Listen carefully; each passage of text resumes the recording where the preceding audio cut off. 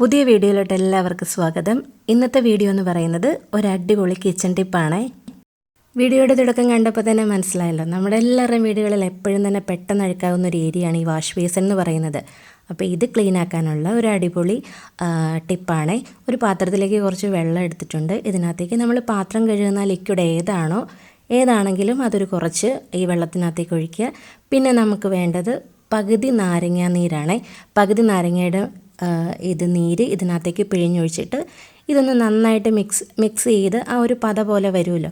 അത് കഴിഞ്ഞിട്ട് നമ്മൾ വാഷ് ബേസിൻ്റെ എല്ലാ ഭാഗത്തേക്കും ഇതൊന്ന് ഒഴിച്ചു കൊടുക്കുക. നമ്മൾ വെയിറ്റ് ചെയ്ത് നിൽക്കുക ഒന്നും വേണ്ട, ഇത് ഒഴിച്ചു കൊടുത്ത് അപ്പം തന്നെ നമുക്കിത് ക്ലീൻ ചെയ്തെടുക്കാം.